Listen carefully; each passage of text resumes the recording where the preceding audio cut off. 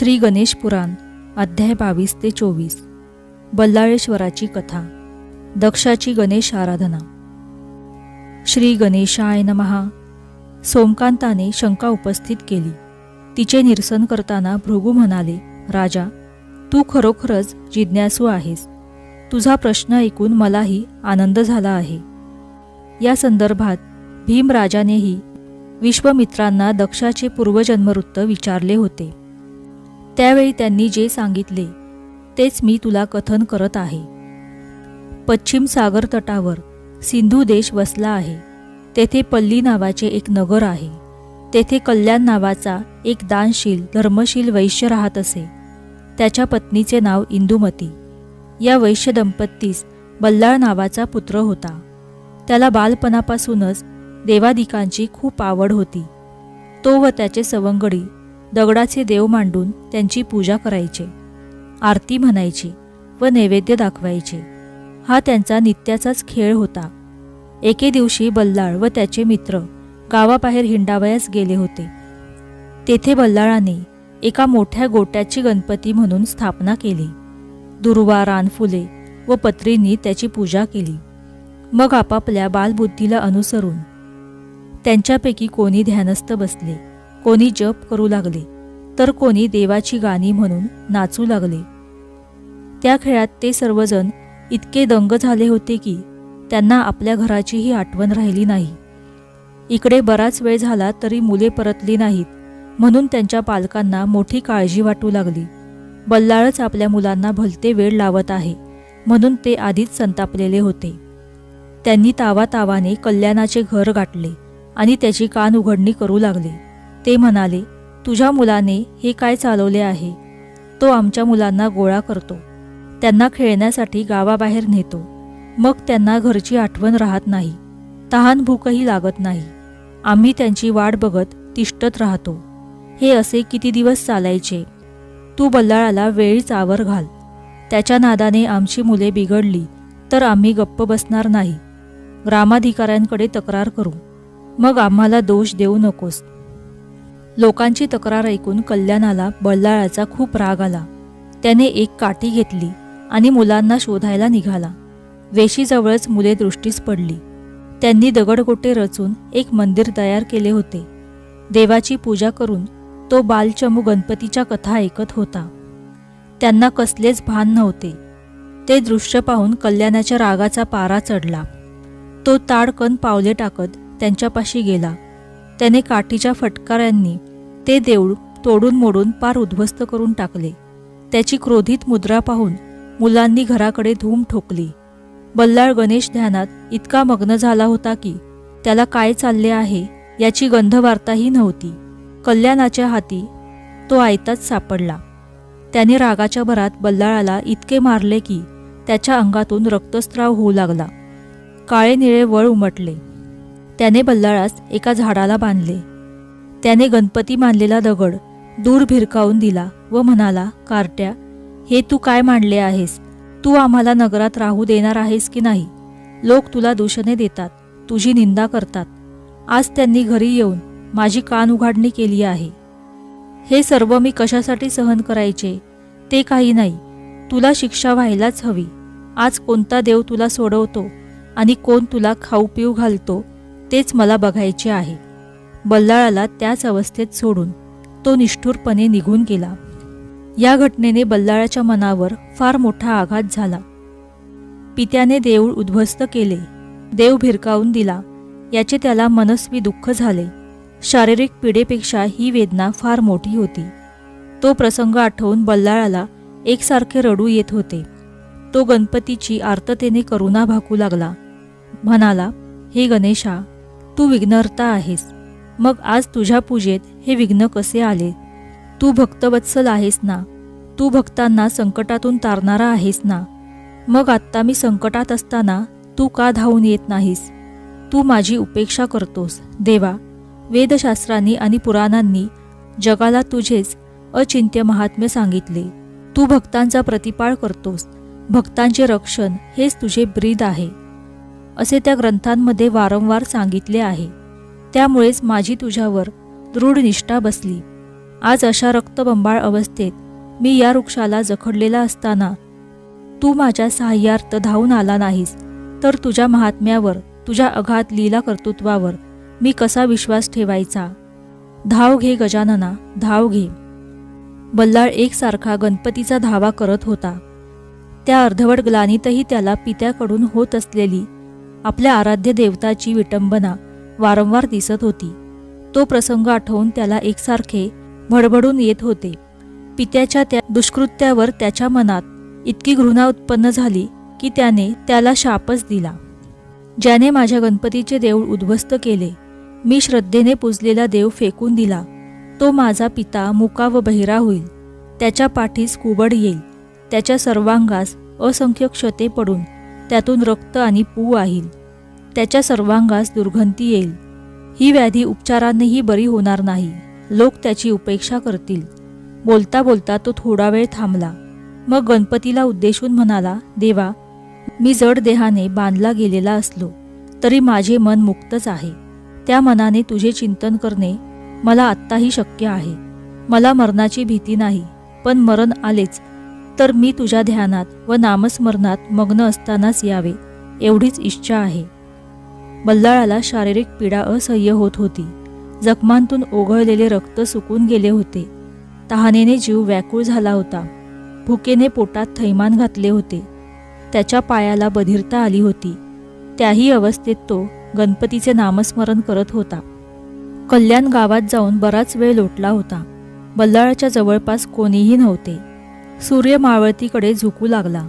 अतीव ग्लानीत बल्लाळाची मान छातीवर झुकली. त्याची अवस्था पाहून गणपतीला कळवळा आला. आपल्या भक्ताची घेतली एवढी परीक्षा पुरे झाली. आता विचार करून तो एका तेजस्वी ब्राह्मणाच्या रूपात बल्लाळासनीत प्रकट झाला. त्याच्या कृपा कटाक्षाने बल्लाळाची बंधने गळून पडली. विप्ररूपी गजाननाने स्वतः पुढे जाऊन त्याला सावरले. त्याच्या पावन हस्तस्पर्शाने त्या सद्भक्ताच्या अंगावरील सर्व जखमा बऱ्या होऊन त्याची कांतीही उजळली. त्याच्या सर्वांगातून नवचैतन्याचा संचारच झाला जणू. बल्लाळ शुद्धीवर आला. आपण पूर्ववत झालो आहोत हे त्याच्या लक्षात आले. आपल्या सन्मुख दिव्य विप्ररूपाने साक्षात गणपतीच उभा आहे अशी त्याच्या मनानेच ग्वाही दिली. त्याने भक्तिभावाने त्या ब्राह्मणाला साष्टांग नमस्कार केला. त्याची अपार स्तुती केली. प्रसन्न झालेल्या गणपतीने त्याला आलिंगन दिले. आपला वरदहस्त त्याच्या मस्तकी ठेवून त्याला सर्वज्ञ केले. तो बल्लाळास म्हणाला, बाळ, तुझ्या पित्याने माझा फार मोठा अपराध केला आहे. त्याने माझे मंदिर उद्ध्वस्त केले, माझ्या भक्ताला छळले. या प्रमादाबद्दल त्याला भयंकर नरक यातना भोगाव्या लागतील. तुझ्या शापाने पुढील जन्मात त्याला दारुण अवस्थेला तोंड द्यावे लागेल. इतकेच नव्हे तर त्याचा पिता त्याला घरातून हाकलून देईल. बल्लाळा, आता मी काय सांगतो ते ऐक. माझ्या मनात तुला वरदान द्यावे असे आहे, तरी इष्ट वर मागून घे. बल्लाळ म्हणाला, देवा, तू माझ्यावर प्रसन्न आहेस हे ऐकून मी अगदी कृत्य झालो आहे. तू दर्शन देऊन मला धन्य केलेस.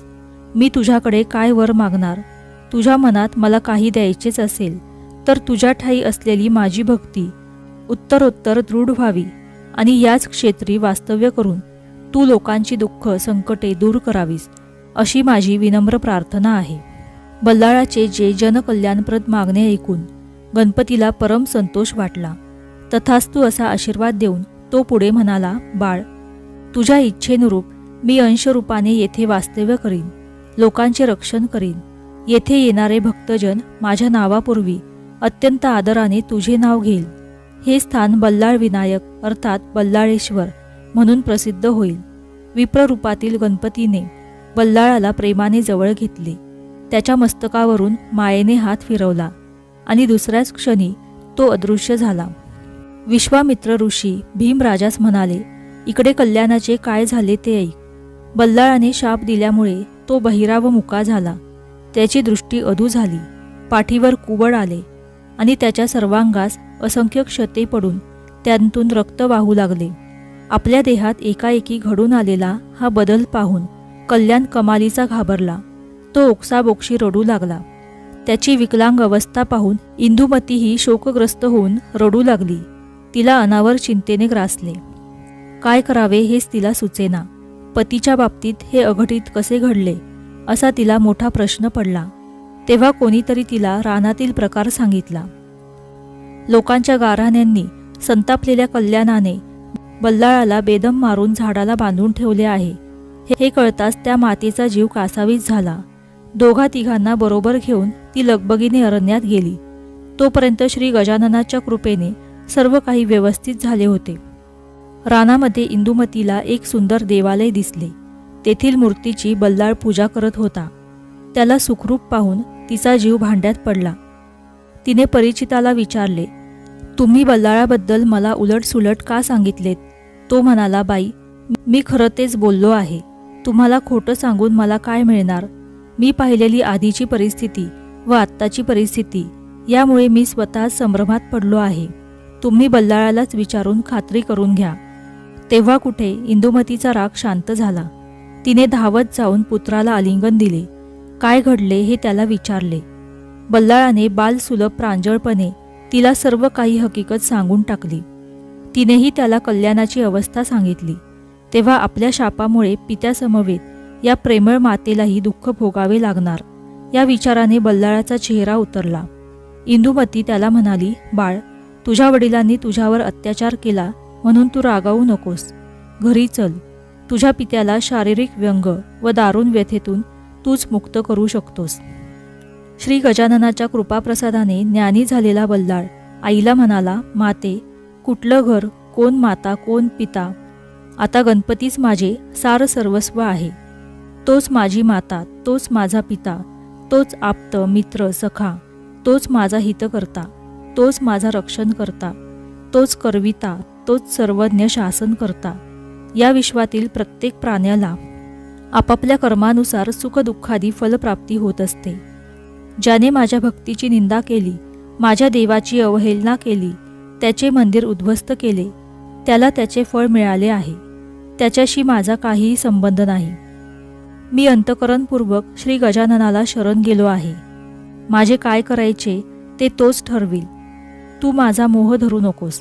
घरी जा आणि धर्माला अनुसरून पतीची सेवा शुश्रूषा कर. बल्लाळाचे बोलणे ऐकून इंदुमतीचा जीव गलबलला. दुःख वेगाने तिच्या डोळ्यात अश्रू आले. ती खिन्नपणे म्हणाली, बल्लाळा, जे काही घडले त्यात माझा काय दोष? मी एकटी काय करू? आता तूच आमच्या उद्धाराचा मार्ग सांग. तिचे केविलवाने बोलणे ऐकून बल्लाळाचे मन रवले. तो म्हणाला, आई, जे घडायचे ते घडून गेले आहे. त्यावर व्यर्थ चर्चा करू नको.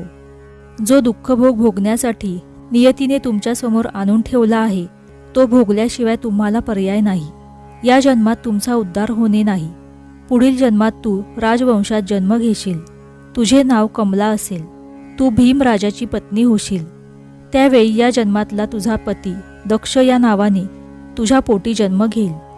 तो जन्मतःच मुका, बहिरा, कुबडा व क्षतिग्रस्त असेल. कोणत्याही उपचारांनी त्याला बरे वाटणार नाही. व्रतवैकल्ये, तपश्चर्या व औषधोपचार यांनीही बरे वाटत नाही, म्हणून राजा हतबल होईल. तो तुम्हा दोघांचा रागाने त्याग करील. निराधार अवस्थेत भटकंती करील. तू आपल्या पुत्रासह एका गावी येशील. तेथे गणेशाची आराधना करणाऱ्या ऋषींच्या अंगवाताच्या स्पर्शाने चमत्कार होऊन तुझ्या पुत्राची व्याधी पूर्ण बरी होईल. मग तो मनोभावे गणेशाची उपासना करील. त्यावेळी या जन्मातील देवनिंदेसारखी दुष्कर्मे त्याच्याकडून पुन्हा घडणार नाहीत. तुम्हा दोघांना गणपतीचे दर्शन होईल. त्याच्या कृपेने तुमचा उद्धार होईल. हे ऐकून इंदुमती व्यथित झाली. आता दुःख भोगणे एवढेच तिच्या हाती होते. लोकांनी तिचे सांत्वन केले. तिने कसेबसे स्वतःला सावरले आणि घरी परतली. पतीची सेवा करू लागली. असे काही दिवस लोटले. बल्लाळ उपासनेमध्येच काळ व्यतीत करू लागला. कालांतराने त्याला नेण्यासाठी एक दिव्य विमान आले. त्यात बसून तो स्वर्गलोकी निघून गेला.